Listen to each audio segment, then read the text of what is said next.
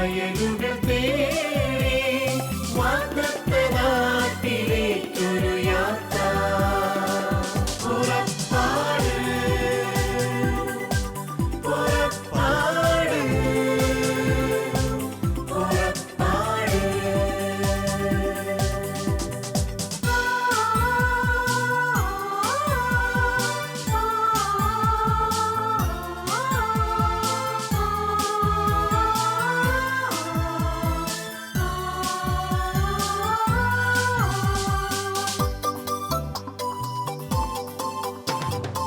ഇസ്രായേലിനെ മോശ നയിച്ചതുപോലെ മിശിഹാനാഥൻ നമ്മെ നയിക്കും യാത്ര. ഇസ്രായേലിനെ മോശ നയിച്ചതുപോലെ മിശിഹാനാഥൻ നമ്മെ നയിക്കും യാത്ര. മരുഭൂച്ചൂടിൽ തളരും മനസ്സുകളിൽ സ്നേഹത്തെളിനീർ പെയ്തിറങ്ങും യാത്ര. പുറപ്പാട് പുറപ്പാട് പുറപ്പാട്.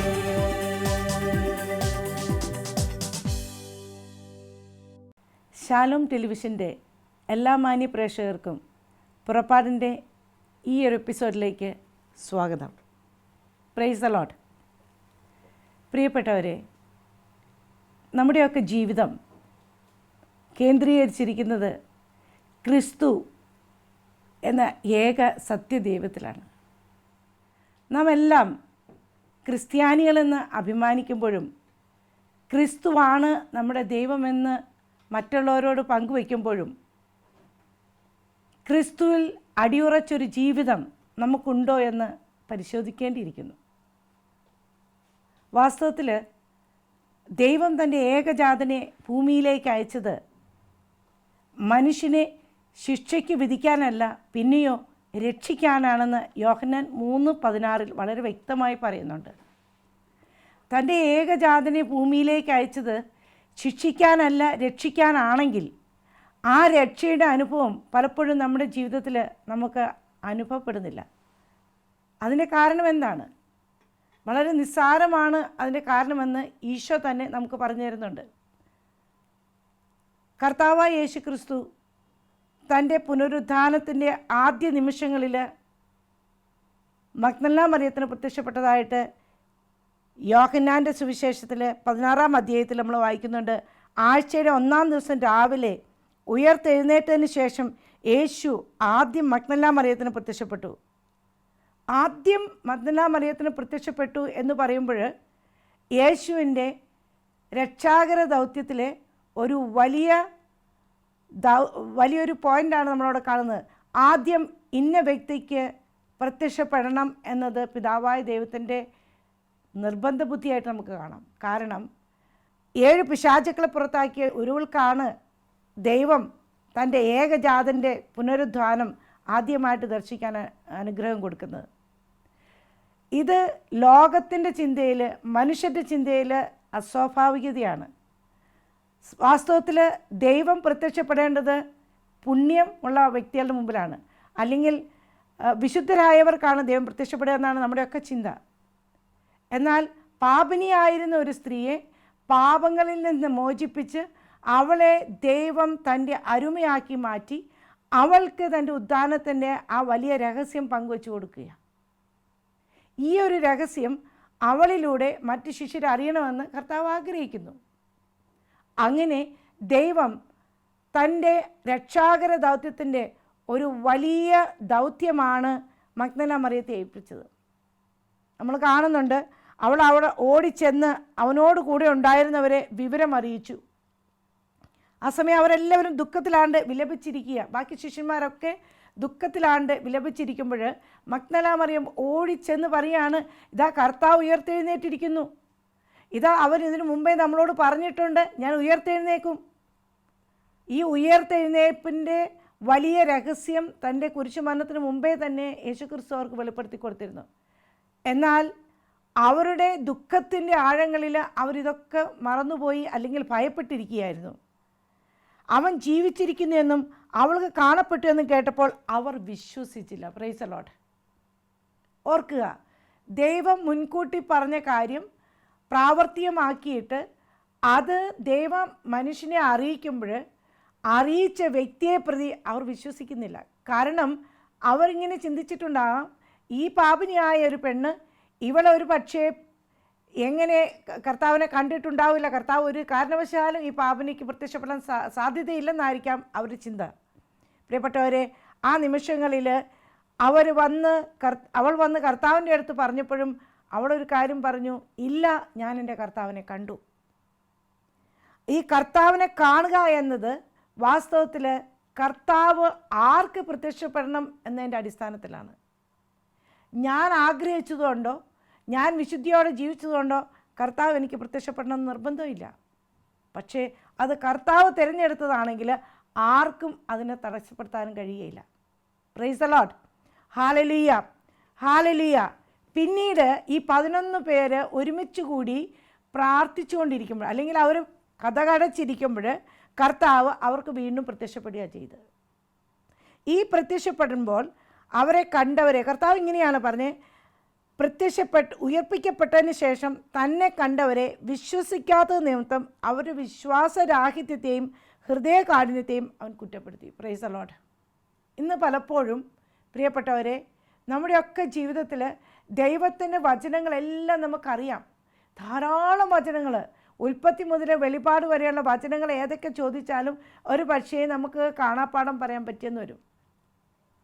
ഏതെല്ലാം വചനങ്ങൾ നമ്മൾ കാണാപ്പാഠം പറഞ്ഞാലും എവിടെയൊക്കെ നമ്മൾ പ്രഘോഷിച്ചാലും ജീവിതത്തിൻ്റെ അനുഭവങ്ങളിലേക്ക് ഈ വിശ്വാസം കടന്നു വരുന്നില്ല എങ്കിൽ, ജീവിതത്തിൻ്റെ ഓരോ പടിപടിയായിട്ടുള്ള അനുഭവങ്ങളിലേക്ക് ഈ വിശ്വസിക്കുന്ന വചനങ്ങൾ, അല്ലെങ്കിൽ പറയപ്പെടുന്ന വചനങ്ങൾ, എഴുതപ്പെട്ടിരിക്കുന്ന വചനങ്ങൾ നമ്മൾ വിശ്വാസത്തോടു കൂടി അതിനെ പ്രാക്ടിക്കലാക്കുന്നില്ല എങ്കിൽ, ഇപ്രകാരമാണ് കൊരിന്ത്യർക്ക് എഴുതിയ ലേഖനത്തിൽ പൗലോസ് അപ്പോസ്തലൻ ഇങ്ങനെ പറയുന്നുണ്ട്, 2 കൊരിന്ത്യർ 13:5, നിങ്ങൾ നിങ്ങളുടെ വിശ്വാസത്തിൽ നിലനിൽക്കുന്നുണ്ടോ എന്ന് പരിശോധിക്കുവിൻ, നിങ്ങളെ തന്നെ പരീക്ഷിച്ചറിയുവിൻ, യേശുക്രിസ്തു നിങ്ങളിലുണ്ട് എന്ന് നിങ്ങൾക്ക് ബോധ്യമായിട്ടില്ലേ?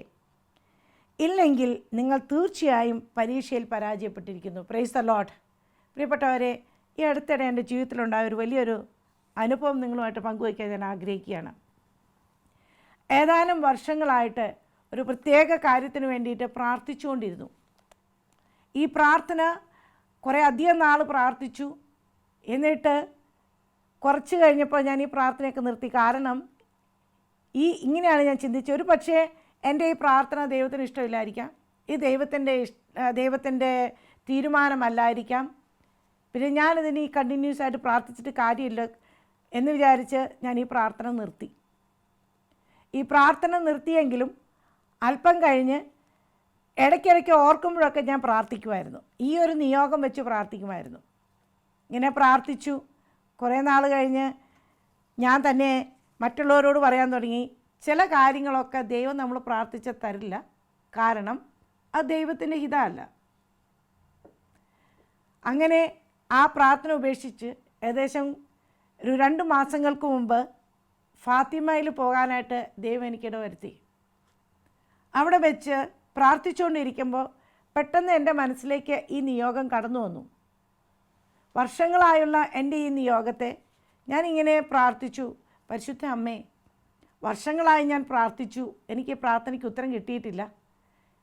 എങ്കിലും എനിക്ക് വിശ്വാസമുണ്ട് ദൈവത്തിനൊന്നും അസാധ്യമല്ല എന്ന്. ഈ ഒരു വാക്ക് പറഞ്ഞു കഴിഞ്ഞപ്പോൾ എൻ്റെ ഉള്ളിലേക്ക് പെട്ടെന്ന് ആരോ പ്രചോദനം തരുന്നവർ തോന്നി, നീ വിശ്വസിക്കുന്നുണ്ട് ദൈവത്തിനൊന്നും അസാധ്യമല്ല എന്ന്, എങ്കിൽ പിന്നെ എന്തുകൊണ്ട് നീ നിൻ്റെ പ്രാർത്ഥന നിർത്തിക്കളഞ്ഞു? പെട്ടെന്ന് ഞാൻ പറഞ്ഞു, ദൈവമേ, ഞാൻ പ്രാർത്ഥന നിർത്തിക്കളഞ്ഞതല്ലല്ലോ, എൻ്റെ വിശ്വാസം തളർന്നു പോയതല്ലേ. ഇതിന് ഒരു പക്ഷേ ദൈവം ഉത്തരം തരില്ല എന്ന് ഞാൻ തന്നെ തീരുമാനം എടുക്കുകയായിരുന്നു. അവിടെ വെച്ച് മുട്ടുമേ നിന്ന് പരിശുദ്ധ അമ്മയോട് പ്രാർത്ഥിച്ചു. തിരികെ വന്നു. പ്രിയപ്പെട്ടവരെ, അത്യത്ഭുതകരമായിട്ട് ഞാൻ തിരിച്ച് ദുബായിൽ എത്തുമ്പോഴേക്കും ഞാൻ പ്രതീക്ഷിച്ചതിനേക്കാളും വളരെ വളരെ ഉയർന്നൊരു നിലയിൽ ഞാൻ വർഷങ്ങളായി പ്രാർത്ഥിച്ച കാര്യത്തിന് ദൈവം ഉത്തരം തന്നു. Praise the Lord. Hallelujah, hallelujah. ഒരിക്കലും നമ്മുടെ വിശ്വാസം പ്രാർത്ഥിച്ചത് ലഭിക്കുന്നത് വരെ പ്രാർത്ഥിക്കുക. ഇതാണ് അപ്പസ്തലൻ പറയുക, നിങ്ങളുടെ വിശ്വാസത്തെ നിലനിൽക്കുന്നുണ്ടോ എന്ന് പരിശോധിക്കുവാൻ. പലപ്പോഴും നമ്മൾ പ്രാർത്ഥിച്ചു, കിട്ടിയില്ലെങ്കിൽ നമ്മൾ വിട്ടുകളയുന്നവരാ. പക്ഷേ ഈ വിശ്വാസരാഹിത്യത്തെ ദൈവം കുറ്റപ്പെടുത്തും എന്നത് ഒരു മറുവശം കൂടി ഇവിടെ ഉണ്ടെന്നാണ് നമ്മൾക്ക് മർക്കോസിൻ്റെ സുവിശേഷം 16-ാം അധ്യായത്തിൽ പറയുന്നത്. നമ്മുടെ വിശ്വാസരാഹിത്യത്തെ ദൈവം കുറ്റപ്പെടുത്തുന്ന ഒരു സാഹചര്യം നമ്മുടെ ജീവിതത്തിൽ ഉണ്ടായേക്കാം. പ്രിയപ്പെട്ടവരെ, കർത്താവ് കുറ്റപ്പെടുത്തുന്നത് കർത്താവിന് നീരസം തോന്നുന്നതാണ്. ജെറുസലേം ദേവാലയത്തിൽ കച്ചവടക്കാരെ കർത്താവ് കുറ്റപ്പെടുത്തുകയും അവരുടെ പണപ്പെട്ടികളും അവിടെയുള്ള പ്രാവുകളെയും മൃഗങ്ങളെയൊക്കെ ആട്ടിപ്പായിച്ചതായിട്ട് നമ്മൾ കാണുന്നുണ്ട്. ഇതുപോലെ നമ്മുടെ ഹൃദയത്തിൽ വിശ്വാസം തളർന്നു പോകുന്നതിൻ്റെ ഒരു കാരണം നമ്മുടെ ഉള്ളിൽ കിടക്കുന്ന ചില ചിന്തകളാണ്. ഒന്ന്, നമ്മുടെ ഉള്ളിലുള്ള ഭയം. രണ്ട്, മറ്റുള്ളവർക്ക് സംഭവിച്ചിരിക്കുന്ന അവസ്ഥകളെ കാണുമ്പോൾ ഇത് ഇങ്ങനെയൊക്കെ സംഭവിക്കൂ എന്ന് നമ്മൾ തീരുമാനിക്കുകയാണ്. ഒരു രോഗമായിക്കൊള്ളട്ടെ, ഒരു മാരകമായ രോഗം ഉണ്ടായി എന്നിരിക്കട്ടെ, നാം പെട്ടെന്ന് ചിന്തിക്കുന്ന ഇതാണ്, പലർക്കും ഈ രോഗം വന്നിട്ടുണ്ട്, അവരാരും രക്ഷപ്പെട്ടിട്ടില്ല, ഇനി ഞാനായിട്ട് രക്ഷപ്പെടുമോ? എങ്കിലും പ്രാർത്ഥിച്ചുകൊണ്ടേയിരിക്കും. പക്ഷെ പ്രാർത്ഥനയുടെ അവസാനം ഉള്ളിൽ കിടക്കുന്ന ഒരു അവിശ്വാസത്തിൻ്റെ ഒരു ഒരു ഒരു ചെറിയ ഒരു നെരിപ്പോട്, അത് സാഹചര്യം അടുത്ത് വരുമ്പോൾ അത് വീണ്ടും വീണ്ടും നമ്മുടെ പ്രാർത്ഥനയെ തളർത്തിക്കളയും. പ്രൈസ് ദ ലോർഡ്, ഹാലലുയ, ഹാലലുയ. നമുക്കറിയാം, സ്നാപയോഹന്നാൻ്റെ പിതാവായ സക്രിയയെക്കുറിച്ച് നമ്മൾ വായിക്കുന്നുണ്ട്. സക്രിയ പ്രവാചകൻ, മക്കളില്ലാതിരുന്ന സക്രിയയും എലിസബത്തും അവർ നിരന്തരം പ്രാർത്ഥനയിലായിരുന്നു എന്ന് ലൂക്കോസിൻ്റെ സുവിശേഷത്തിൽ നമ്മൾ വായിക്കുന്നുണ്ട്. അവർ നിരന്തരം പ്രാർത്ഥിച്ചിരുന്നു തങ്ങൾക്കൊരു കുഞ്ഞിനെ വേണമെന്ന്. ആ കുഞ്ഞിന് വേണ്ടി അവർ പ്രാർത്ഥിച്ചിരുന്നു. എന്നാൽ വാസ്തവത്തിൽ ഗബ്രിയേൽ ദൂതൻ വന്ന് ഈ സന്തോഷ വർത്തമാനം പറയുമ്പോൾ സക്രിയ പ്രവാചകൻ സംശയിക്കുകയാണ് എന്ന്. പ്രിയപ്പെട്ടവരെ, നമ്മുടെയൊക്കെ വിശ്വാസം ഇങ്ങനെയാണ്. നമ്മൾ പ്രാർത്ഥിക്കുന്നു, പക്ഷേ അതിന് ഉത്തരം കിട്ടാൻ താമസം വരുമ്പോൾ നമ്മൾ ദൈവത്തെ സംശയിക്കുന്നു. പ്രൈസ് ദ ലോർഡ്, ഹാലലുയ, ഹാലലുയ. ലൂക്കോസിൻ്റെ സുവിശേഷം 1-ാം അധ്യായത്തിൽ ഗബ്രിയേൽ ദൂതൻ വന്ന് സക്രിയ പ്രവാചകൻ്റെ അടുത്ത് വന്ന് പറയുന്നത് ഇപ്രകാരമാണ്: ജനം സക്രിയയെ കാത്തിരിക്കുകയായിരുന്നു. ദേവാലയത്തിൽ അവൻ വൈകുന്നതിനെപ്പറ്റി അവർ അത്ഭുതപ്പെട്ടു. പുറത്തു വന്നപ്പോൾ അവരോട് സംസാരിക്കുന്നതിന് സക്രിയയ്ക്ക് കഴിഞ്ഞില്ല. ദേവാലയത്തിൽ വച്ച് അവൻ ഏതോ ദർശനമുണ്ടായെന്ന് അവർ മനസ്സിലാക്കി. അവൻ അവരോട് ആംഗ്യം കാണിക്കുകയും ഊമനായി കഴിയുകയും ചെയ്തു. തൻ്റെ ശുശ്രൂഷയുടെ ദിവസങ്ങൾ പൂർത്തിയായപ്പോൾ അവൻ വീട്ടിലേക്ക് പോയി. പ്രിയപ്പെട്ടവരെ നോക്കുക, ദൈവം അവനൊരു ശിക്ഷ നൽകുകയാണ് ചെയ്യുന്നത്. അവിടെ ദൈവം സക്രിയ പ്രവാചകന് ഈ അനുഗ്രഹം കൊടുക്കുന്നുണ്ടെങ്കിൽ പോലും തന്നിലുള്ള വിശ്വാസത്തെ അല്ലെങ്കിൽ ദൈവത്തിൻ്റെ കഴിവിനെ ശക്തിയെ അവിശ്വസിച്ചത് നിമിത്തം ദൈവജനത്തിന് പലപ്പോഴും ശിക്ഷ ഏൽക്കേണ്ടതായിട്ട് വന്നിട്ടുണ്ട്. ഇതുപോലെ ജോബിൻ്റെ പുസ്തകത്തിൽ നമ്മൾ വായിക്കുന്നുണ്ട്. ജോബ് ഭയപ്പെട്ടിരുന്നത് ജോബിന് സംഭവിച്ചു എന്നാണ് ബൈബിൾ പറയുക.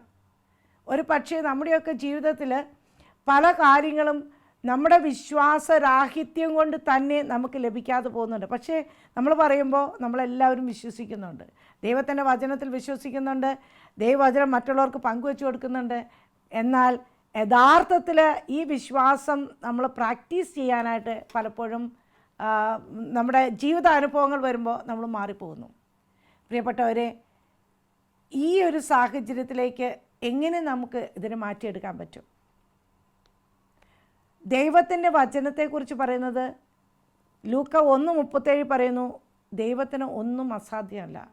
ലൂക്ക 18:27 പറയാണ്, മനുഷ്യർക്ക് അസാധ്യമായത് ദൈവത്തിന് സാധ്യമാണ്. അപ്പോൾ ഈ രണ്ട് വചനവും കൂട്ടിച്ചേർത്ത് എപ്പോഴും നമ്മൾ പ്രാർത്ഥിക്കുമ്പോൾ ദൈവത്തിന് അസാധ്യമല്ല, എനിക്ക് അസാധ്യമായത് ദൈവത്തിന് സാധ്യമാണ്. അപ്പോൾ ഒരു കൊച്ചു കുഞ്ഞിനോട് ആ കുഞ്ഞിൻ്റെ അപ്പൻ ആരെന്ന് ചോദിച്ചാൽ ആ കുഞ്ഞിന് അപ്പനെക്കുറിച്ച് ഒരുപാട് വിശേഷണങ്ങൾ പറയാനുണ്ടാവും. എൻ്റെ അപ്പന് ഇന്ന ആളാണ്, ഇന്ന കുടുംബത്തിലെയാണ്, ഇന്ന ജോലിയാണെന്നൊക്കെ പറയാൻ പറ്റും. പക്ഷെ വാസ്തവത്തിൽ ആ അപ്പനും മകനുമായിട്ടുള്ള ഹൃദയ ബന്ധത്തെക്കുറിച്ച് എക്സ്പ്ലെയിൻ ചെയ്യാനായിട്ട് ബുദ്ധിമുട്ടാണ്. കാരണം അതൊരു ഫീലിംഗ് ആണ്, അതൊരു ഒരു ഒരു എക്സ്പീരിയൻസ് ആണ്. ഇപ്പോൾ നമ്മുടെയൊക്കെ വിശ്വാസം എന്ന് പറയുന്നത് ഇതൊരു എക്സ്പീരിയൻസ് ആണ്. ആ ഒരു വിശ്വാസം എന്ന് പറയുമ്പോൾ വാസ്തവത്തിൽ എൻ്റെ പിതാവായ ദൈവം അല്ലെങ്കിൽ എൻ്റെ ദൈവം എനിക്ക് വേണ്ടി തന്നിരിക്കുന്ന ദൈവവചനത്തിൽ കലർപ്പില്ല. അത് എൻ്റെ ജീവിതത്തിൽ ദൈവം തക്ക സമയത്ത് ചെയ്തു തരും. ഈ ഒരു ഉറപ്പ് നമുക്കുണ്ടെങ്കിൽ, ദൈവം എൻ്റെ ജീവിതത്തിൽ ഇടപെടണമെങ്കിൽ ഞാനും എൻ്റെ ദൈവവും തമ്മിലുള്ള ഒരു ഒരു വിശ്വാസത്തിൻ്റെ ഒരു ബന്ധമുണ്ടാകണം. ഒരിക്കൽ ഇങ്ങനെയൊരു കഥ ഞാൻ കേട്ടിട്ടുണ്ട്. ഒരു കെട്ടിടത്തിന് തീ പിടിച്ചു. തീ പിടിക്കുമ്പോൾ എല്ലാ മനുഷ്യരും രക്ഷപ്പെട്ടു. ഒരു പയ്യൻ മാത്രം അവൻ റൂമിൽ കുടുങ്ങിപ്പോയി. അപ്പോൾ അവന് ജനൽക്ക് വന്ന് നിന്നോട്ട് അവനോട് പറഞ്ഞു, എല്ലാവരും പറഞ്ഞു, താഴത്തേക്ക് ചാടിക്കോ, ഞങ്ങൾ പിടിച്ചോളാം. വേറൊരു വഴിയുമില്ല അവന് പുറത്തേക്ക് ഇറങ്ങി വരാനായിട്ട്. അങ്ങനെ പറയുന്ന സമയത്ത് ഈ പയ്യൻ പറയാണ്, ഇല്ല, ഞാൻ ചാടില്ല. കാരണം മുഴുവനും പുക, അവനൊന്നും താഴത്തേക്ക് കാണാൻ പറ്റുന്നില്ല. ഒടുവിൽ താഴെ നിന്നുകൊണ്ട് അവൻ്റെ അപ്പൻ വിളിച്ചു പറഞ്ഞു, മോനെ, നിൻ്റെ അപ്പനാ പറയുന്നത്, നീ ചാടിക്കോ മോനെ, അപ്പൻ പിടിച്ചോളാമെന്ന് പറഞ്ഞു. ആ നിമിഷത്തിൽ ആ പയ്യൻ ആ ജനലിൽ നിന്നും ഇരുട്ടിലേക്ക് അല്ലെങ്കിൽ ആ പുകയിലേക്ക് എടുത്തു ചാടി. കാരണം അവൻ ഉറപ്പുണ്ടായിരുന്നു അവൻ്റെ അപ്പൻ്റെ കയ്യിലേക്ക് അവൻ വീഴാൻ പോകുന്നതെന്ന്. പ്രിയപ്പെട്ടവരെ, ഇതാണ് ആ ഒരു ഹൃദയബന്ധം. എൻ്റെ അപ്പൻ എന്നെ താങ്ങും, എന്നെ താങ്ങിക്കൊള്ളും, താഴെ വീഴാൻ എൻ്റെ അപ്പൻ അനുവദിക്കില്ല എന്നുള്ളൊരു ഉറപ്പാണ് വാസ്തവത്തിൽ നമുക്കെല്ലാവർക്കും ഉണ്ടായിരിക്കേണ്ടത്. ജീവിതത്തിൻ്റെ വിവിധങ്ങളായ മേഖലകളിൽ കൂടി നമ്മൾ പോകുമ്പോൾ നമ്മുടെ വിശ്വാസം ഒരുപാട് പ്രാർത്ഥനകൾ ഉരുവിടുകയല്ല, ഹൃദയത്തിൻ്റെ അടിത്തട്ടിൽ yes, my lord is with me and he will never abandon me. ഒരു പക്ഷേ ആടിയുലയുന്ന വഞ്ചിയായിരിക്കാം ജീവിതം. ഈ ആടിയുലയുന്ന വഞ്ചിയിലും എൻ്റെ അപ്പൻ എൻ്റെ കൂടെ ഉണ്ടെങ്കിൽ, അല്ലെങ്കിൽ ആ അപ്പൻ എന്നെ ഒരിക്കലും താഴെ പോകാൻ അനുവദിക്കുകയില്ല. എൻ്റെ വള്ളത്തിൻ്റെ വക്കോളം വെള്ളം വന്നാലും എൻ്റെ വള്ളത്തിനുള്ളിൽ വെള്ളം കയറുകയില്ല. പ്രിയപ്പെട്ടവരെ, ജീവിതത്തിൻ്റെ നിരവധിയായ മേഖലകളിൽ ദൈവത്തിൻ്റെ ആ വലിയ പ്രൊവിഡൻസ്, കർത്താവിൻ്റെ സംരക്ഷണം, അത് നമുക്ക് അനുഭവിച്ചറിയണമെങ്കിൽ നമുക്കതിനുള്ള അവസരങ്ങളുണ്ടാകണം. അതാണ് പൗലോസ് അപ്പോസ്തലൻ പറഞ്ഞത്, നിങ്ങളുടെ വിശ്വാസത്തിൽ നിങ്ങൾ നിലനിൽക്കുന്നുണ്ടോ എന്ന് പരീക്ഷിച്ചറിയുവിൻ. എങ്ങനെയാണ് പരീക്ഷിക്കപ്പെടുക? നമ്മുടെ ജീവിതത്തിൽ പ്രശ്നങ്ങളുണ്ടാകുമ്പോൾ, പ്രതിസന്ധി ഘട്ടങ്ങളുണ്ടാകുമ്പോൾ, വേദനകളുണ്ടാകുമ്പോൾ, നൊമ്പരങ്ങളുണ്ടാകുമ്പോൾ നമുക്കൊരു കാര്യം മനസ്സിലാക്കാം, നമ്മുടെ ദൈവം നമുക്ക് വേണ്ടി ഇത് അനുവദിക്കുന്നതാണ്. അനുവദിക്കുന്ന ഒരു തകർച്ചയിൽ ദൈവം ഇടപെടുക തന്നെ ചെയ്യും. അപ്പോൾ വിശ്വാസത്തേക്കാൾ ഉപരി നമ്മുടെ പ്രാർത്ഥനയിൽ പലപ്പോഴും വിശ്വാസരാഹിത്യം കടന്നു വരുന്നതുകൊണ്ടാണ് പ്രാർത്ഥനയ്ക്ക് ഉത്തരം ലഭിക്കാത്തത്. വീണ്ടും പൗലോസ് അപ്പോസ്തലൻ ഇങ്ങനെ പറയാണ്, നിങ്ങളിൽ വിശ്വാസം ഇല്ലെങ്കിൽ നിങ്ങൾ തീർച്ചയായും പരീക്ഷയിൽ പരാജയപ്പെട്ടിരിക്കുന്നു. അപ്പോൾ നമ്മുടെയൊക്കെ ജീവിതത്തിൽ പരീക്ഷയിൽ പരാജയപ്പെടുക എന്നതിനർത്ഥം നമ്മുടെ നിത്യജീവനിലേക്കുള്ള നമ്മുടെ ഈ യാത്രയിൽ നമ്മൾക്ക് പരാജയമാണ്. അപ്പോൾ ജീവിതത്തിൽ ഒരു വ്യക്തിയുടെ ഏറ്റവും ഇമ്പോർട്ടൻ്റ് ആയിട്ടുള്ള കാര്യം എന്ന് പറഞ്ഞാൽ ആ വ്യക്തി ദൈവത്തോടുള്ള അവൻ്റെ ആത്മാവിൻ്റെ ഒരു ബന്ധം. ഈ ഒരു ബന്ധം നമ്മളെ തടസ്സപ്പെടുത്തുന്ന ഭയമുണ്ടാകാം, മുറിവുകളുണ്ടാകാം. പഴയ കാലങ്ങളിൽ നമുക്ക് സംഭവിച്ച ഏതെങ്കിലും പ്രശ്നങ്ങളുടെ ആ മുറിവുകൾ നമ്മുടെ ഹൃദയത്തിൽ കിടക്കുമ്പോൾ നമ്മുടെ വിശ്വാസം ഒരു തരം തകര പോലെയാണ്. അത് മഴ പെയ്യുമ്പോൾ കിളിർത്തു വരും, വെയിൽ വരുമ്പോൾ അത് വാടിപ്പോകും. സാഹചര്യങ്ങളുടെ സമ്മർദ്ദത്തിൽ പലപ്പോഴും വിശ്വാസം തളർന്നു പോകുന്നു. എന്നാൽ ദൈവം അത് ആഗ്രഹിക്കുന്നില്ല. ദൈവം നമ്മളിൽ നിന്ന് ആഗ്രഹിക്കുന്നത് വിശ്വാസത്തിൽ ഉറച്ചു നിൽക്കുക. വിശ്വാസരാഹിത്യത്തെ എപ്പോഴും കർത്താവ് കുറ്റപ്പെടുത്തുന്നെങ്കിൽ വിശ്വാസമുള്ള വ്യക്തിയെ കർത്താവ് എന്നും ഉയർത്തിപ്പിടിച്ചിട്ടുണ്ട്. നമുക്കറിയാം, ഏലിയ പ്രവാചകനെക്കുറിച്ച് നമുക്കറിയാം. ഏലിയ പ്രാർത്ഥിച്ചപ്പോഴാണ് ആകാശത്ത് നിന്ന് മഴ അയക്കാതെ ദൈവം അവിടെ തടഞ്ഞു വെച്ചു. അതുപോലെ മോശയോട് പറഞ്ഞു, നിൻ്റെ കയ്യിലിരിക്കുന്ന വടി നീട്ടുക. വിശ്വാസത്തിൻ്റെ ഏറ്റവും വലിയ അടയാളമായിരുന്നു മോശ വടി നീട്ടി. കടൽ രണ്ടായി വിഭജിക്കപ്പെട്ടു. പ്രിയപ്പെട്ടവരെ, ഇത് ഒരു മോശയ്ക്കും ഒരു ഏലിയായ്ക്കും വേണ്ടി മാത്രം ദൈവം തന്നിരിക്കുന്ന വാഗ്ദാനമല്ല, ഭൂമിയിൽ തൻ്റെ ഏകജാതൻ്റെ രക്ഷയ്ക്കായി ലോകത്തിൽ ദൈവം തിരഞ്ഞെടുത്തിരിക്കുന്ന സകലർക്കുമുള്ള വാഗ്ദാനമാണ്. സകല വ്യക്തികൾക്കും ഈ ഒരു വിശ്വാസത്തിൻ്റെ വരം ലഭിക്കാൻ വേണ്ടിയിട്ട് ദൈവം നമ്മളെ ഒരുപാട് സഹനത്തിൻ്റെ മേഖലയിലൂടെ കടത്തിവിടും. കാരണം ഞാൻ വിശ്വസിക്കുന്നത് ഇങ്ങനെയാണ്, വിശ്വാസം ഒരു അടിയുറച്ച ദൈവിക വിശ്വാസം, അല്ലെങ്കിൽ ആ ഒരു intimate relationship in your faith with Jesus, അത് ലഭിക്കുന്നതിന് ഒരുപാട് കടമ്പകൾ നമ്മൾ കടന്നു പോകേണ്ടി വരും. മനുഷ്യൻ്റെ സമാധാനം നഷ്ടപ്പെട്ടു പോകുന്നത് വാസ്തവത്തിൽ അവന് വിശ്വാസം തളർന്നു പോകുമ്പോഴാണ്. ഒരു വ്യക്തിയുടെ ഹൃദയത്തിൽ ആഴമായ വിശ്വാസമുണ്ടെങ്കിൽ ആ വ്യക്തിയിൽ സമാധാനം ഉണ്ടാവും. കാരണം അവൻ വിശ്വസിക്കുന്നു അവൻ്റെ ദൈവം അവൻ്റെ കാര്യത്തിൽ ഇടപെടും. കർത്താവിൻ്റെ സമയത്തിൻ്റെ പൂർണ്ണതയിൽ ദൈവം ഇടപെടുക തന്നെ ചെയ്യും എന്നൊരു വിശ്വാസമുള്ള വ്യക്തിയുടെ ജീവിതത്തിൽ അസമാധാനത്തിന് സ്ഥാനമില്ല. പലപ്പോഴും സാത്താൻ നമ്മുടെ ഉള്ളിലേക്ക് കൊണ്ടുവരുന്നത് അസമാധാനമാണ്. ലോകത്തിൽ പലതരത്തിലുള്ള അസമാധാനം, വെറുപ്പിൻ്റെ, വിദ്വേഷത്തിൻ്റെ, വേദനകളുടെ, മുറിവുകളുടെയൊക്കെ ഒരുപാട് അസമാധാനം കൊണ്ടുവരികയാണ്. ഈ അസമാധാനത്തെ നമുക്ക് ചെറുത്ത് നിൽക്കണമെങ്കിൽ വചനത്തിലുള്ള നമ്മുടെ ആഴമായ വിശ്വാസം, എന്നാൽ അത് ക്രിസ്തുവിനോട് ചേർന്നുള്ള വിശ്വാസം. Yes, my lord is there. ആര് എനിക്കെതിരെ നിൽക്കും? സങ്കീർത്തകൻ പറയാണ്, കർത്താവ് എൻ്റെ ദൈവം എൻ്റെ കൂടെ ഉണ്ടെങ്കിൽ ആര് എനിക്ക് എതിരെ നിൽക്കും? പ്രിയപ്പെട്ടവരെ, ഈ ഒരു ആഴമുള്ള വിശ്വാസം ദൈവം ഒരുപാട് അംഗീകരിക്കുന്നുണ്ട്. അത്തരത്തിലുള്ളൊരു വിശ്വാസത്തിലൂടെ നമ്മൾ കടന്നു പോകുമ്പോൾ ദൈവം നമ്മളെ ഓർത്ത് സന്തോഷിക്കുക ചെയ്യുന്നത്. എൻ്റെയും നിങ്ങളുടെയും പേരിൽ അറിയപ്പെടാൻ ദൈവം ആഗ്രഹിക്കുന്നുണ്ട്. അബ്രാഹത്തിൻ്റെയും ഇസ്ഹാക്കിൻ്റെയും യാക്കോബിൻ്റെയും ദൈവമെന്ന് അറിയപ്പെടാൻ ആഗ്രഹിക്കുന്ന ഒരു ദൈവമുണ്ട്. ആ ദൈവം എൻ്റെയും നിങ്ങളുടെയും പേരിൽ അറിയപ്പെടാൻ ആഗ്രഹിക്കുന്നത് വിശ്വാസത്തിൻ്റെ മേഖലയിലാണ്. നീ എത്രമാത്രം സാത്താൻ്റെ മുമ്പിൽ നമ്മൾ വന്ന് നിൽക്കുമ്പോൾ, നമുക്കറിയാം നമ്മുടെ കർത്താവ് ഈശോ മരുഭൂമിയിൽ പരീക്ഷിക്കപ്പെട്ടപ്പോൾ 3 കാര്യത്തിൽ പരീക്ഷണ കൊണ്ട് സാത്താൻ കടന്നു വന്നു. അവിടെയൊക്കെ കർത്താവ് യേശു പിശാചുമായിട്ട് മറ്റൊരു സംവാദത്തിനും പോകുന്നില്ല. അവിടെ നിന്ന് ഇമ്മീഡിയറ്റായിട്ട് കൊടുക്കുന്ന ആൻസർ എല്ലാം വചനത്തിലൂടെയാണ്. വചനമാണ് വാസ്തവത്തിൽ നമ്മുടെ വിശ്വാസത്തിൻ്റെ അടിത്തറ. ആ വചനമായ വാളെടുത്തുകൊണ്ട് തന്നെ വേണം നമ്മുടെ അസമാധാനത്തെയും നമ്മുടെ ആകുലതകളെയും നമ്മുടെ ഉത്കണ്ഠകളെയും നമ്മുടെ ഭയത്തെയും നമ്മൾ നേരിടുവാൻ. വചനത്തിലൂടെ ലഭിക്കുന്ന ആഴമുള്ള വിശ്വാസം തന്നെയായിരിക്കണം മറ്റുള്ളവരെ പ്രോത്സാഹിപ്പിക്കാൻ നാം ഉപയോഗിക്കുക.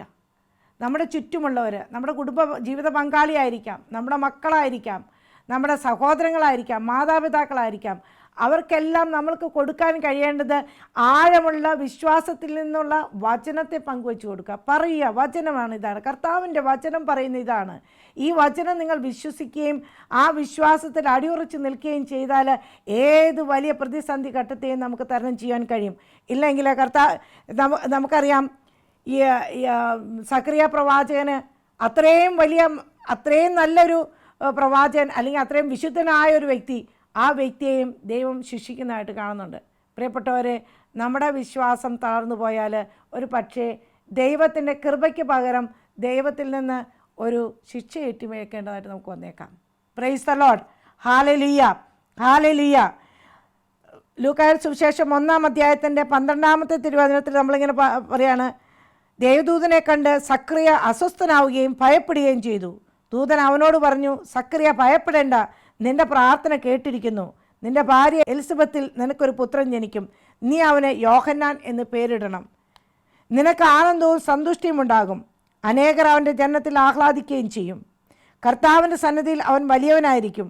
പ്രിയപ്പെട്ടവരെ, വർഷങ്ങളായിട്ടാണ് സക്കറിയ പ്രാർത്ഥിച്ചാണ്, എത്രയോ കൊല്ലങ്ങൾ പ്രാർത്ഥിച്ചാണ്. ആ പ്രാർത്ഥന മുഴുവനും ഒരു വലിയ ഒരു പാക്കേജാക്കിയാണ് ദൈവം കൊടുക്കുന്നത്.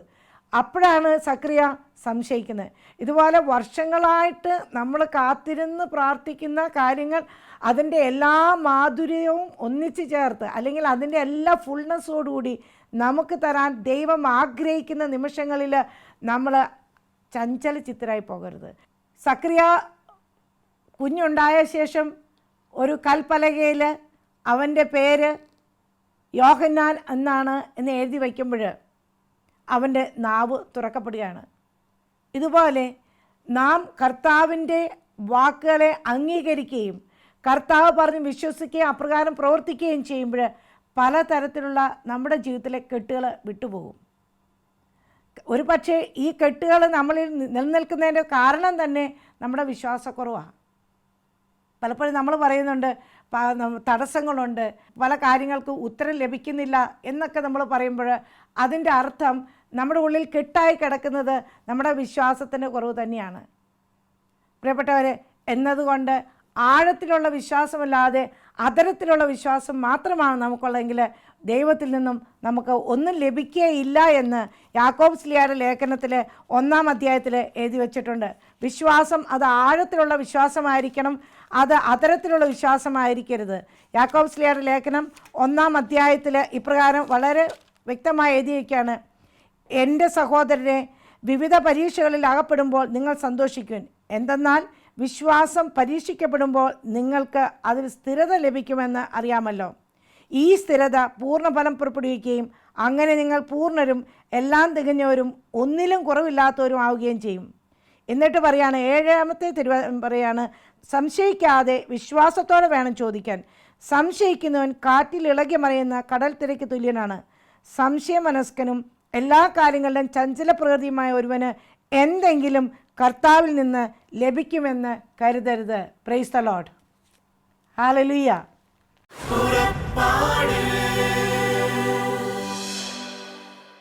ഈ പ്രോഗ്രാമിനെ കുറിച്ചുള്ള നിങ്ങളുടെ വിലയേറിയ അഭിപ്രായങ്ങളും നിർദ്ദേശങ്ങളും ഇമെയിലിലൂടെ ഞങ്ങളെ അറിയിക്കുക. പുറപ്പാട്.UAE@gmail.com